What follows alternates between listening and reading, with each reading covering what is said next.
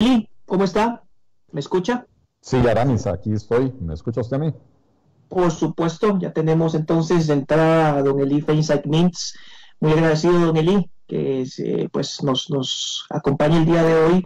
Pues hubiéramos querido en otras circunstancias, ¿verdad? Pero es claro que la situación actual pues amerita tratar de entender, de tratar de explicarle a la gente la situación real del país dentro de todas las perspectivas posibles, ¿verdad? No solo desde el tema del distanciamiento social, de lo social, sino de lo económico, de todos los ajustes que personas como usted y yo, ¿verdad? Hoy que lo estoy haciendo en mi casa, usted también por su situación de salud que tuvo que enfrentar algún tiempo atrás, pertenece hoy a esa población que con mucha más detalle tiene que cuidar, ¿verdad? Su salud y tomar las previsiones del caso. Don Eli, antes de entrar al tema, cuéntenos desde la perspectiva suya como ciudadano, como profesional liberal, ¿qué ha tenido usted que ajustarse, como cualquier otro ciudadano, para poder enfrentar esta crisis nacional? Bueno, primero, Aramis, gracias por la invitación. Es un placer estar de regreso en el programa. Hace tiempillos que no nos escuchábamos por ahí. Claro. Bueno, yo en lo personal, pues tengo una hija que está estudiando en España. La tuve que mandar a traer y por supuesto al venir ella a España eso implica hacer una cuarentena estricta, aunque ella llegó unas horas antes de que entrara en vigencia este asunto de las órdenes sanitarias que le estaban dando a las personas que llegaban del extranjero. Aún así consideramos nosotros que, aunque no tuviera orden sanitaria, pues sería irresponsable que ella ande por la calle, si es que trae algo. Dichosamente no tiene síntomas de absolutamente nada, pero pues ha sido complicado, ¿verdad? Porque la tenemos aquí en la casa. Yo estoy muy contento de tenerla aquí, pero no he podido ni siquiera darle un abrazo, ¿verdad? Hay que guardar la distancia. Y pues en lo profesional, es complicado, ¿verdad? Porque uno que se dedica como trabajador independiente, de muchas de los proyectos en los que uno está involucrado, de pronto se detienen. He tenido que hacer ahí de tripas corazón para poder conservar algunos y no quedarme totalmente sin ingresos, pero bueno, dichosamente algunas de las cosas se pueden hacer vía teletrabajo. Claro, ante toda esta situación, don Eli, ¿cuál ha sido la medida que usted pueda decir, esta es la medida más urgente que se tiene que tomar o que ya se tomó para, a ver, ni siquiera para paliar, como para tratar un poquito de contener pues todo el tema de toda la crisis que se pueda venir, porque no solamente es el tema del impacto ahorita, sino de lo que va a pasar después de que baje la curva de contagio, se aplane y, como decía anteriormente, tratemos poco a poco de retomar la normalidad, si es que lo podemos hacer este año. ¿Cuál ha sido esa medida urgente, necesaria, necesarísima, diría yo, que se ha tomado o que todavía falta por tomar? Bueno, el tema económico, obviamente. Sí, yo diría que de lo que ya se ha tomado, probablemente lo mejorcito tiene que ver con el tema de la flexibilidad laboral, en términos, o sea, en el sentido de que le da a las empresas alguna posibilidad de respiro sin tener que despedir a las personas, y entonces, si bien las personas sufren la disminución de sus ingresos o incluso en el caso de suspensión de los contratos laborales, que se queden totalmente sin ingresos, por lo menos tener la garantía de que regresan, cuando esta situación pase, a tener un trabajo garantizado. Es mejor que eso a que las empresas quiebren y entonces que no tengan ningún tipo de trabajo ni ahora ni en el futuro. Sin embargo, creo que pues, las medidas que se han tomado son absolutamente insuficientes.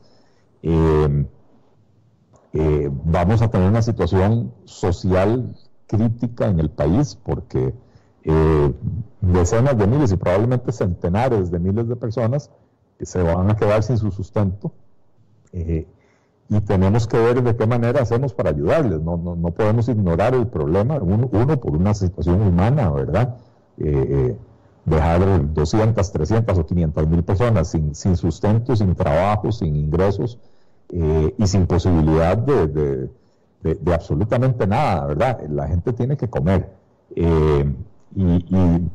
Pero estamos en un problema serio porque ¿de dónde va a salir esa plata, verdad? Y lamentablemente Costa Rica, esta crisis nos agarró terriblemente mal parados, mal preparados, con una situación fiscal caótica. Ya era caótica ya antes. Sí, claro. Exacto. No, es que es precisamente eso, Aramis, que llegamos, o sea, que estábamos en una situación fiscal caótica, pero además a la gente ya se le olvidó que hace apenas 2 semanas o 3, de lo que estábamos hablando era del desmoronamiento, del descalabro del gobierno frente a la opinión pública por el asunto de la UPAD, que obligó a renunciar a algunos y a movilizar, digamos, a otros, y que el presidente se había quedado básicamente solo, ¿verdad? Y que habían tenido que llamar a don Rodolfo Méndez para que medio le ayude a la presidencia de la República a organizarse para saber cómo gobernar. Y en esas circunstancias nos agarra esta crisis con los pantalones abajo, ¿verdad? Literalmente con una situación fiscal insostenible y un gobierno que ya de por sí venía mal desde el punto de vista de gobernabilidad, ¿verdad? Entonces, nos agarra en la peor de las circunstancias. Hay que alabar la labor del ministro de Salud, me parece que lo ha hecho bien, pero en cuanto a la respuesta de las consecuencias económicas de la forma que escogimos para combatir la pandemia, se sigue notando que el gobierno está más perdido que el hijo de la Llorona, ¿verdad? Entonces, para mí lo más importante es cómo vamos a hacer 2 cosas. Cómo vamos a hacer, 1, para que la gente pueda vivir dignamente, sobrevivir dignamente los próximos 3-4 meses, y ojalá sea solo 3-4 meses mientras pasa lo peor de la pandemia. Y cómo hacemos para que cuando lleguemos a ese punto, dentro de 3 o 4 meses, no nos encontremos un enorme cementerio de empresas, porque entonces, ¿cómo se reactiva la economía? Si todas las empresas quebraron y nadie tiene trabajo y nadie tiene la posibilidad de encontrar trabajo porque las mismas empresas están quebradas, ¿verdad? Claro. Hablaba con el exdiputado Monge, en el bloque anterior, don Ronnie Monge, de que esta coyuntura es muy fértil para que hayan ideas extravagantes, exóticas, ¿verdad?, de algunos diputados de la Asamblea Legislativa, otras aterrizadas, otras muy convenientes, otras que hay que analizarlas un poquito por su forma y su fondo. De todo esto, cuando vamos al tema económico, de todas las ideas que han salido, han utilizado palabras conceptos como moratoria, suspensión de pagos o de deudas, exenciones. ¿Cuál es el concepto en este momento más necesario, del cual se debe hablar? Moratoria, suspensión, exención, o no sé qué otra me falta por ahí mencionar. ¿Cuál sería en este momento el discurso que debería manejarse a nivel general? Yo creo, Aramis, que no se trata de casarse con un concepto y solo eso. Estamos ante una crisis de una magnitud no vista, por lo menos en nuestro tiempo de vida, ¿verdad? Habría que ver cómo se va a comparar esto con la Gran Depresión de 1930, pero ciertamente estamos ante una crisis de una magnitud imprevista, para la cual no estamos preparados y no podemos sacar de la mesa de discusión ningún concepto ni tampoco casarnos con uno solo. La moratoria, por ejemplo, es un concepto que le ayuda a las empresas cuyo negocio tal vez se ve afectado, pero no se desaparece. Y entonces, no se me ocurre qué, pero una empresa que sus ventas le caen 25-30%, entonces con la moratoria puede jinetear la plata de los impuestos, con eso tener un flujo de caja razonable para mantener su planilla, para no tener que hacer despidos masivos, etcétera. Y una vez que el negocio se recupere, entonces vuelve a generar el flujo de caja necesario para pagar esos impuestos. Pero para una empresa turística que pasó a tener 0 ingresos, ¿de qué sirve la moratoria? Si la moratoria lo que dice es: los impuestos que usted recaude, reténgalos, no se los entregue al gobierno hasta dentro de 4 meses. Pero si mi facturación es cero, los impuestos que yo recaudo o que yo retengo son cero. Entonces, eso no me genera flujo de caja, ¿verdad? Es un tema bastante complejo, Aramis, o sea, hay que tomar medidas en varios frentes, ¿verdad? Y se han tomado algunas medidas, insisto, lo de la moratoria no es malo, pero no es una solución global, no es una solución para todo el mundo. Lo de los ajustes de los créditos bancarios es una buena cosa también. Creo que está en el mejor interés de los propios bancos ofrecerles a los clientes más flexibilidad y la posibilidad de que sobrevivan, o sea, que no queden ahorcados en estos meses por las exigencias del banco, paguen ya, ¿verdad? De que sobrevivan para que entonces puedan seguir manteniendo una relación de largo plazo con ese cliente. Cuando uno financia la compra de una casa, si uno se atrasa 3, 4 cuotas, el banco viene y le quita a uno la casa, ¿verdad? Pero cuando son 100,000 clientes los que están en ese problema, ¿qué hace el banco? ¿Para qué va el banco a tratar de quitar 100,000 casas? O 30,000 casas, 50,000 carros y 20,000 refrigeradores. ¿A dónde mete el banco todo eso? El costo de administrar eso es enorme. Los activos se van depreciando en el tiempo. O sea, al banco no le conviene que sus clientes quiebren. Entonces, como digo, algunas de las medidas son mejores que otras, algunas son necesarias, pero yo coincido, yo no pude escuchar la primera parte, y por cierto, si don Ronnie va en el carro escuchando el programa... él está respetando las medidas sanitarias también, está en casa. Ok, bueno, si está en casa escuchando el programa, le mando un gran abrazo, virtual por supuesto, porque no se pueden dar físicos ahora, pero no pude escuchar la primera parte, pero por lo que usted decía que dijo don Ronnie, yo coincido plenamente. En los primeros días de atolondramiento, porque esto nos agarró prácticamente desprevenidos, ¿verdad? Sí, claro. En los primeros días de atolondramiento, la Asamblea Legislativa se puso diligentemente a aprobar proyectos de emergencia. Ya en este momento yo percibo que lo que hay es una competencia entre diputados y entre ministros del gobierno también, para ver quién sale con la próxima ocurrencia que ocupe una portada de algún diario, ¿verdad? O que ocupe el primer segmento del noticiero del mediodía. Me parece que ya estamos en eso, ya caímos en ese juego politiquero de vamos a ver qué guía proponemos para aparecer ahí. Entonces, si bien al principio las cosas nos pueden haber agarrado desprevenidos, ya después de 15 días o 3 semanas que estamos en eso, alguien en el gobierno debería de haberse sentado a pensar, ok, hagamos una estrategia y que todo lo que se proponga y se apruebe se enmarque dentro de esa estrategia. Apenas ayer el gobierno anunciaba un programa para ayudar a 375,000 familias con 200,000 colones mensuales por 3 meses.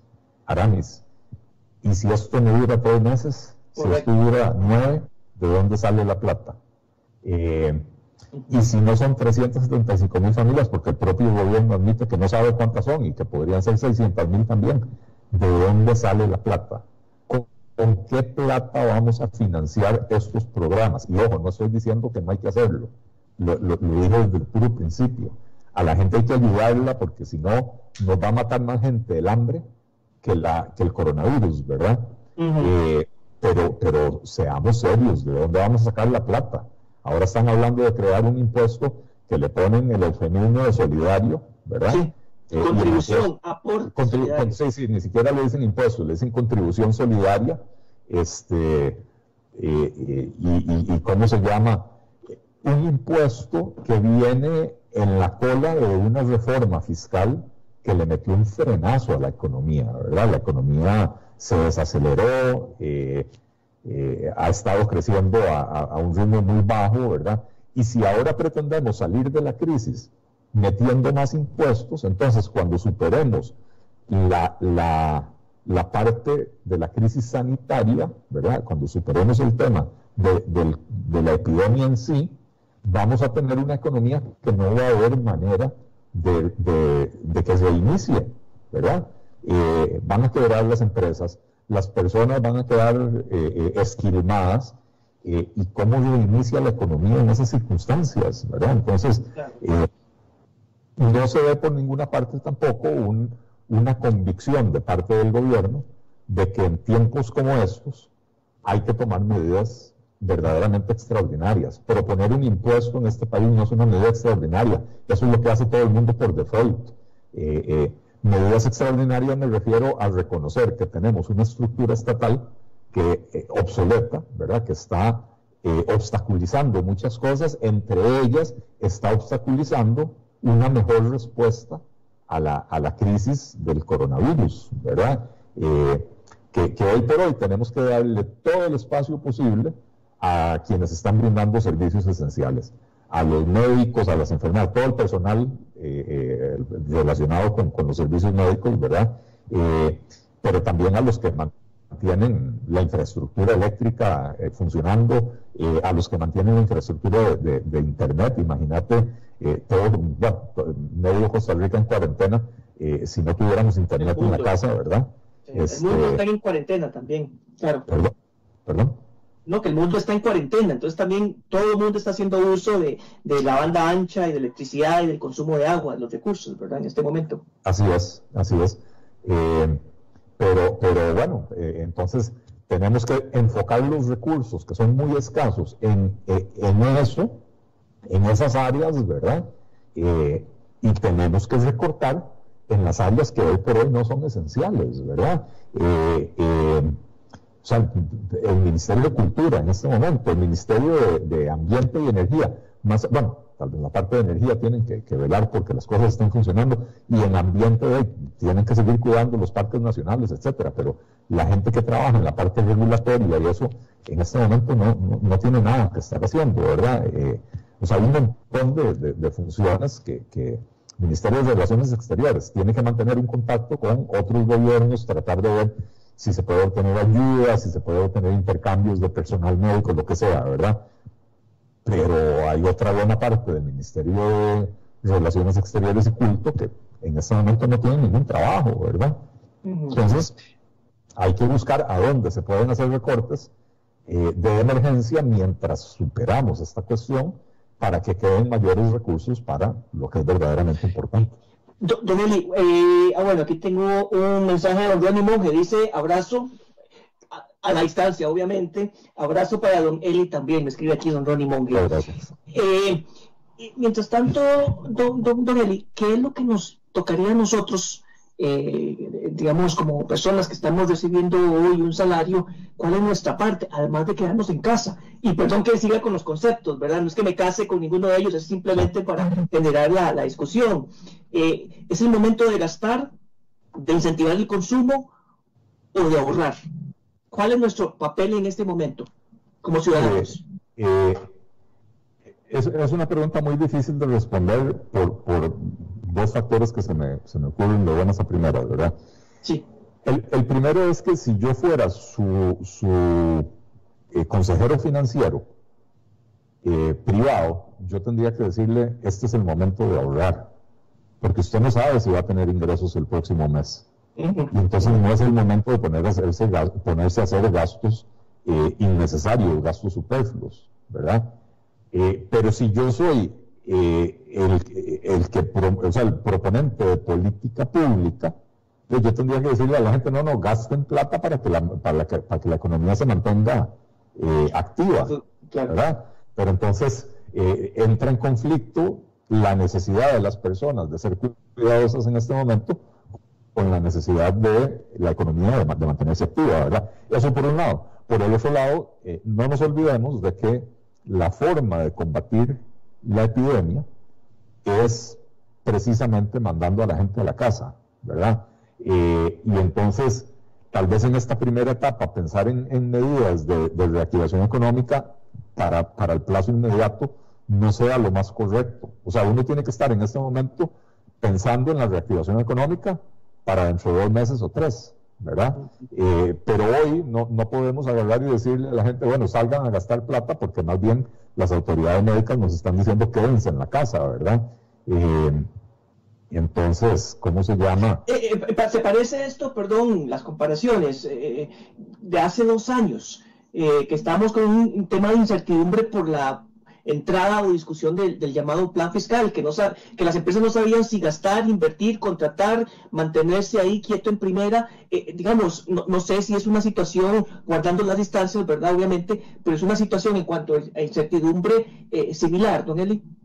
Bueno, en cuanto a que esa es la reacción, o que más bien las personas y las empresas reaccionan básicamente de una forma muy parecida ante la incertidumbre, independientemente de si la incertidumbre es causada por una situación económica o política económica, o si la incertidumbre es causada por, en este caso, una epidemia global, ¿verdad?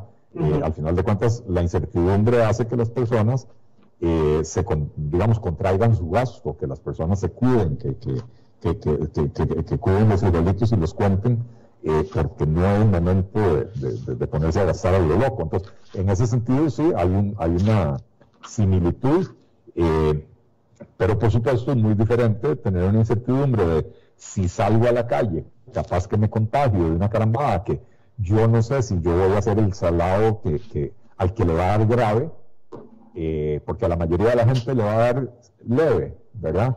Sí. Como vos decías al principio, yo en lo personal tuve una situación de salud hace un par de años que me obliga a tener extra cautela, además de que soy asmático, entonces peor todavía, ¿verdad?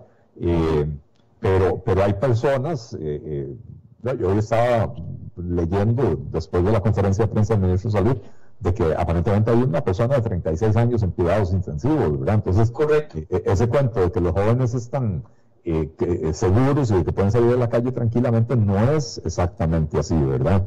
Entonces, no es lo mismo la incertidumbre de que estamos enfrentando una situación económica complicada por falta de decisión política de hacia dónde vamos, a la incertidumbre de estamos enfrentando una situación que va mucho más allá de la economía y que tiene que ver con la vida humana,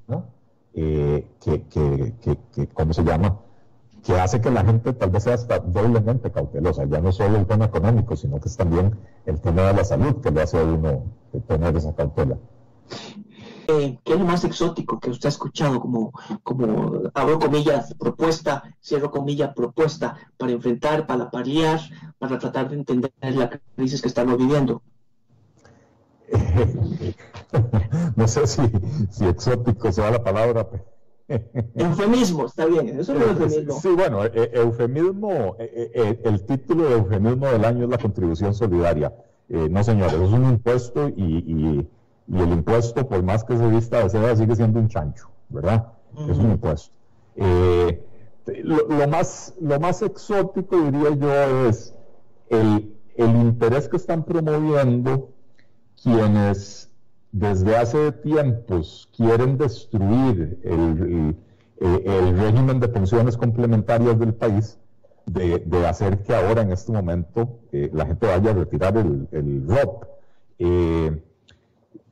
El argumento de la gente dice, bueno, es que esa plata es de las personas, ¿verdad? Entonces deberían de devolvérsela. Y digamos que desde el punto de vista del principio de la propiedad privada es cierto. Lo que pasa es que hay que entender, por ejemplo, que los bonos de la deuda interna de Costa Rica han caído en precio 20, 25 puntos o 30 puntos en la última semana. Y entonces, cuando alguien vaya a querer liquidar su ROP o su FSL, porque las operadoras de pensiones básicamente tienen 80% de su cartera en títulos de la deuda del gobierno costarricense, entonces lo que valen esos títulos hoy es 20 o 25% menor de lo que valían hace un mes. Y entonces cuando la gente vaya a retirar sus ahorros, les van a decir, sí, pero si usted creía que le tocaba 1 millón, en realidad le tocan 750 millones. Eso no lo entienden quienes andan proponiendo esto, ¿verdad? Y por otro lado, Aramis, te tengo que decir, la defensa a ultranza que hacen algunos, porque yo he recibido mensajes privados de varios funcionarios públicos que me dicen que están de acuerdo con lo que yo propuse. La defensa a ultranza que hacen algunos funcionarios públicos de sus salarios, de que sus salarios son intocables, de que ellos no tienen por qué pagar el costo de la crisis. Ojo, yo no estoy diciendo que los funcionarios públicos tienen que pagar el costo de la crisis. El costo de la crisis, el grueso, lo está absorbiendo el sector privado. Los empresarios cuyas ventas han caído, los empleados que han perdido el trabajo o que los han mandado con jornada reducida, todo el sector informal que no puede salir a la calle para hacer sus negocios, ¿verdad? El grueso del costo de esta crisis lo está pagando el sector privado. Y entonces, cuando yo hice con otros colegas y otras personas la propuesta de que el sector público debería de cerrar las operaciones no esenciales en este momento y recortarle, ¿cómo se llama?, hacer jornadas reducidas y recortar el salario a los funcionarios públicos que no están en funciones esenciales, la idea no es castigarlos, la idea es que compartan el sacrificio que hay que hacer para poder salir de esto, sobre todo considerando que los salarios de ellos son pagados por los impuestos del sector privado, que la actividad económica está cayendo muy dramáticamente, con lo cual la recaudación va a caer muy dramáticamente, con lo cual el déficit fiscal se va a disparar, y entonces hay que tener conciencia de que tenemos que poner todos de nuestra parte en esto. Don Eliezer, don Aramis, buenas tardes. Mira, apareció. Don Eliezer, no puedo desaprovechar dos consultas de lo que decía anteriormente. Dígame. En el tema del ROP, aunque usted bien lo dice, desde el punto de vista de la propiedad privada, serían dineros de cada uno de las personas. Eso no es un ahorro construido con dineros solo del trabajador, sino también con aporte del patrón. Y estaría tomándose una decisión unilateral de un dinero que se ha construido por dos partes solo con la decisión de una de cómo utilizarlo antes. En realidad, Fernando, es un buen punto, pero en realidad la decisión no la toma una de las dos partes. La decisión la tomaría la Asamblea Legislativa, y en la Asamblea Legislativa personas que aparentemente tienen una intención de destruir este régimen de pensiones complementarias. Pero no perdamos de vista una cosa, Fernando, es que una vez que ese dinero se deposita en la cuenta del empleado, tanto el aporte obrero como el aporte patronal, ese dinero pasa a ser del empleado. El patrono ya no tiene ningún derecho de reclamar propiedad sobre ese dinero, porque así está establecido en la ley, ¿verdad? Porque es un aporte que hace el patrono por ley a la cuenta individual del empleado. Entonces, desde el momento que el dinero ingresa a la cuenta del ROP del empleado, esa plata es del empleado. No, totalmente de acuerdo, solo que con un aporte con una finalidad de una pensión complementaria y no de un ahorro para que me lo entreguen ahora en un solo tracto después de que me pensiono. Bueno, estoy de acuerdo. Se estaría desvirtuando la premisa inicial de la ley original con la que se estableció. Estoy de acuerdo. Y ojo, yo no soy defensor de las leyes originales con las que se establecen las cosas. Cuando las leyes dejan de servir hay que reformarlas. Pero no es el caso aquí, ¿verdad? No es el caso aquí. Las pensiones complementarias se crearon hace 20 años porque llegamos a la conclusión en Costa Rica de que el régimen de pensiones del IBM no iba a ser sostenible con los mismos niveles de beneficios en el largo plazo, y que entonces las personas iban a necesitar un complemento para que la pensión no fuera muy miserable, ¿verdad? Ese es el principio básico de por qué se estableció el ROP.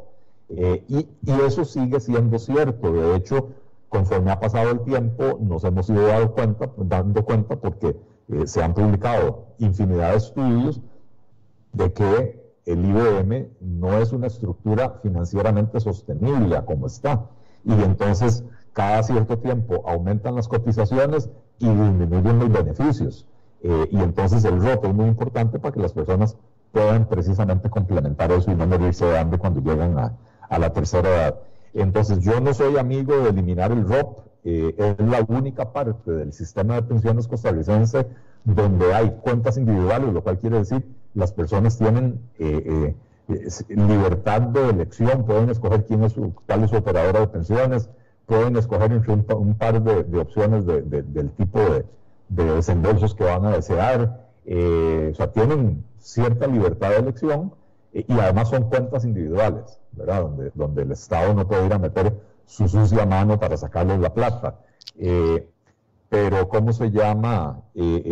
Pero ciertamente yo creo que esto de pretender destruir los ROP en este momento, a algunas personas les brindará un alivio porque van a tener acceso a dinero que de otra manera no lo tendrían, pero lo que hacemos es posponer el problema al momento de la jubilación, cuando ni el IBM va a alcanzar, ni van a tener la plata en el ROP, ¿verdad?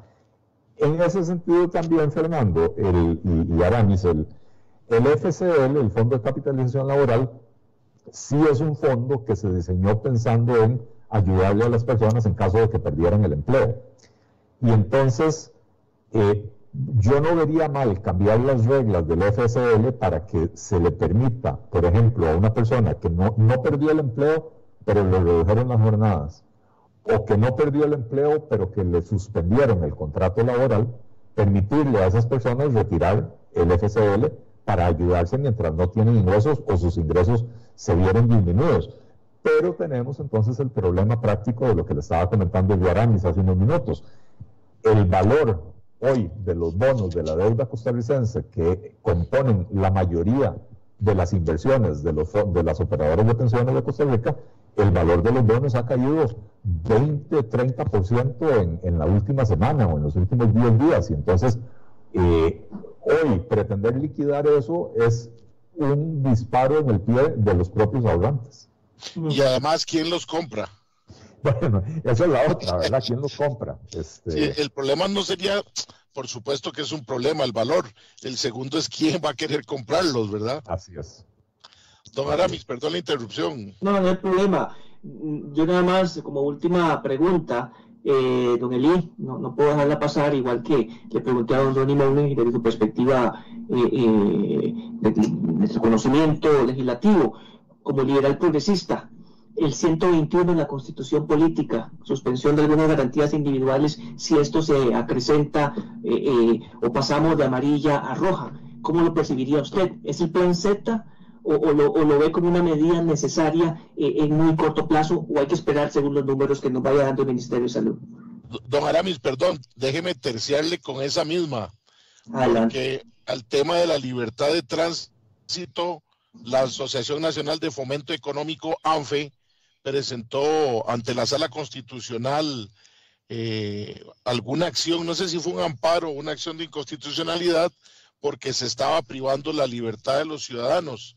Y sin duda alguna, ANFE recoge a un buen grupo del sector liberal económico. Entonces, ¿qué piensa de lo de ANFE, don Eliezer, y de lo que decía don Aramis? Adelante. Bueno, 121, suspensión de garantías individuales, para mí siempre tiene que ser la ultimísima opción, ¿verdad? Creo que basta con que nos fijemos en lo que está pasando en España, donde prácticamente desde el principio decidieron suspender algunas garantías constitucionales, y la verdad es que el Estado español ha estado abusando de ese derecho, ¿verdad? Nosotros sin ejército para poder detener a la gente formalmente. Nuestra autoridad policial difícilmente podría. A mí no me preocupa que el Estado no pueda detener a la gente. Yo no quiero que el Estado detenga a la gente. Yo quisiera que tengamos el poder de convicción para que la gente cumpla con las recomendaciones que están dando las autoridades para poder frenar la curva del contagio, ¿verdad? Me parece que llamar a la suspensión de las garantías constitucionales en este momento es una irresponsabilidad. Habiendo dicho eso, las leyes de emergencia sí le permiten al gobierno tomar medidas que son restrictivas de nuestras libertades para atender la emergencia. Y ¿cómo se llama? Hay una restricción vehicular ampliada.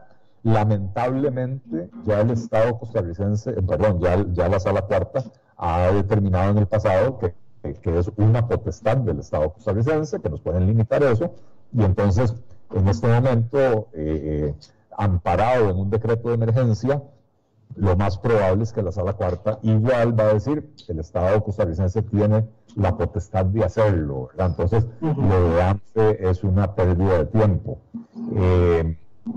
Pero insisto, las leyes de emergencia o las leyes de atención de emergencias de Costa Rica le permiten al Estado costarricense restringir ciertas libertades de manera temporal y específica sin tener que hacer una cancelación de garantías individuales, una cancelación general de garantías individuales constitucionales, y me parece que ese es el camino que hay que seguir.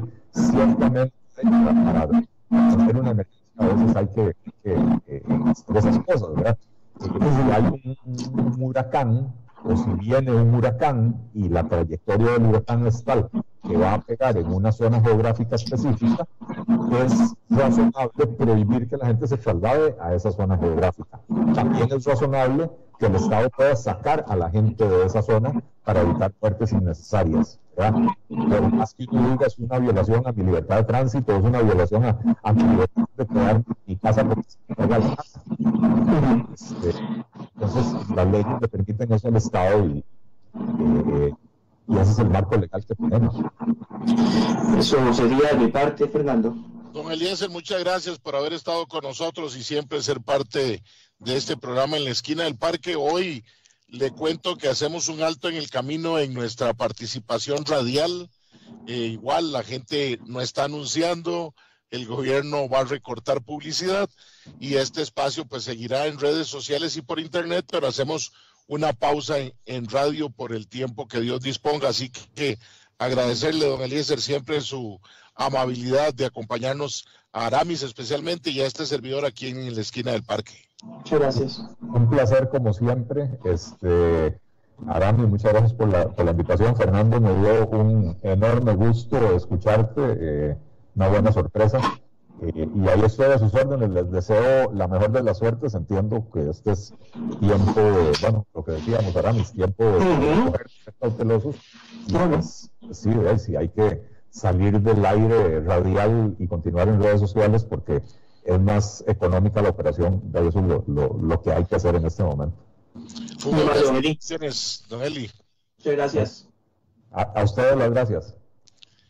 Muy bien, teníamos a don Eliezer Feinsack hoy con don Aramis Vidaurre, que don Aramis, yo no le quise entrar a don Eliezer a la segunda pregunta cuando hablaba de recortarle a los empleados públicos las horas, porque viera que tengo la anécdota esta semana, además de que don Ronnie decía que el sector bancario ha venido a dar respuesta al país, también las mutuales y el sector cooperativo de ahorro y crédito ha dado respuesta, y veía 4 casos de personas del sector público que iban a salvarse de no tener que pagar sus deudas por 3 meses, aunque directamente no le estaba afectando la situación de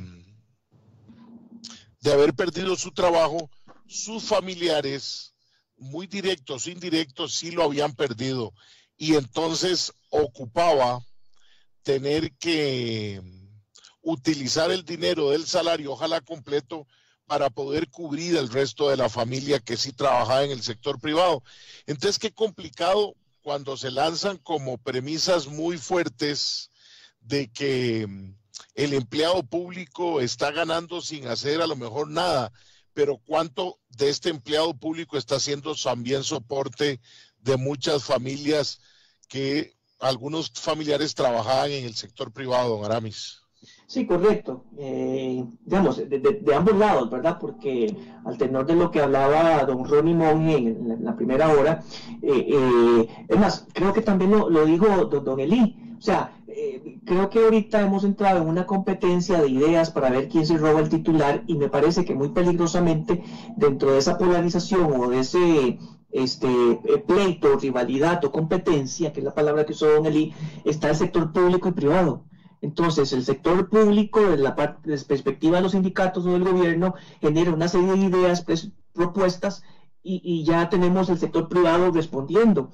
Entonces, lejos de generar una idea, un camino, un norte para poder salir juntos, avantes de lo que dure esto, pareciera que muy peligrosamente nos estamos dirigiendo otra vez más a una polarización, no de conservadores contra progresistas, ¿verdad? Sino ahora entre el sector público contra el sector privado, y eso es muy peligroso. Don Aramis, usted me permite, con esa frase que acaba de decir, dar para mí una de las frases que he insistido, en la cual me parece que no hemos entendido, por lo menos en Costa Rica, porque lo vimos de cerca, una de las grandes conclusiones de la pandemia que estamos viviendo. Y no porque lo haya dicho el Papa Francisco, lo reitero, en esta barca no estamos solos, estamos todos. Y solos no nos vamos a poder defender ni salir de esto, tiene que ser juntos. Y tristemente uno ve redes sociales y uno ve a la gente en las calles y uno ve a la clase política donde diputadas y comunicadores se pelean por quién fue el que presentó el proyecto o lo descalifican por copiarlo.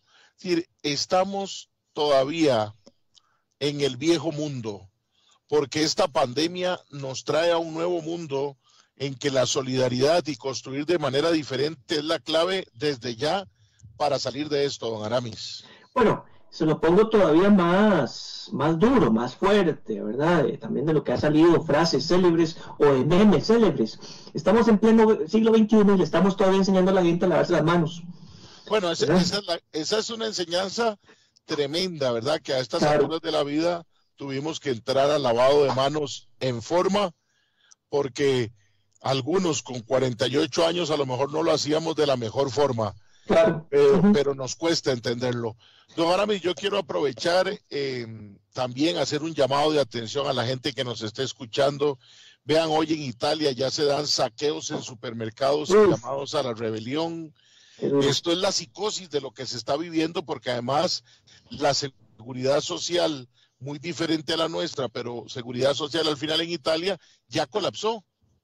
Y nosotros, si no hacemos algo, va a colapsar nuestra seguridad social. Así que desde este programa, de verdad, los invitamos a los que están escuchando, quédese en casa, solo lo estrictamente necesario que tenga que salir por trabajo o alguna necesidad de primer orden. Y don Aramis, de verdad agradecerle mucho.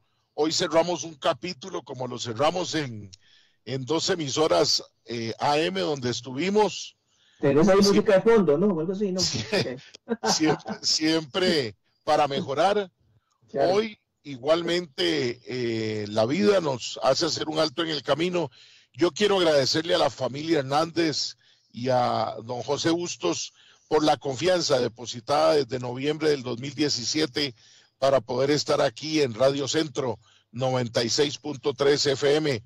Igualmente agradecerle de sobremanera, se me acaba de ir el nombre del compañero de Aramis, don Rolando Jiménez, agradecerle por siempre el trabajo y la compañía.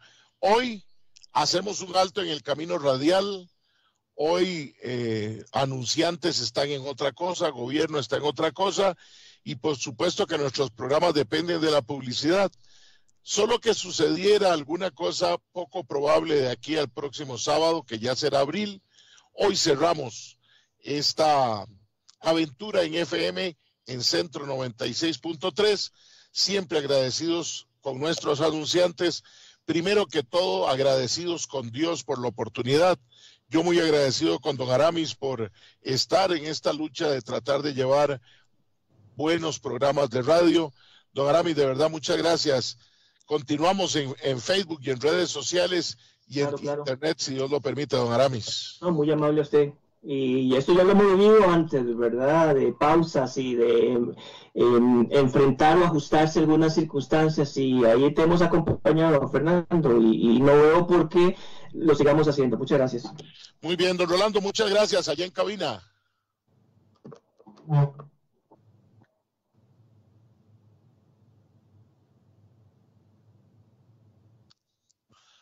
Hoy en Esquina del Parque cierra un ciclo aquí en Centro 96.3 FM, pero usted puede seguir en sintonía de todo el panorama musical que le da este radio para poder usted llevar de mejor manera esta vida que estamos teniendo hoy en pandemia, en cuarentena. De verdad, agradecido con Dios, con mi familia, con los colaboradores, don Aramis, don Luis Orozco, don Edel Reales, don Giovanni Jiménez, don Giovanni Díaz Jiménez. De verdad, muchas gracias a nuestros anunciantes, a la familia Hernández y a don José Bustos y a ustedes que nos han hecho el honor y el favor de escucharnos. Por hoy es lo último, pero vendrán más cosas en la Esquina del Parque. Síganos en redes sociales. Que Dios bendiga a Costa Rica. Muy buenas tardes. Soy Fernando Fait Bonilla. Hasta la próxima.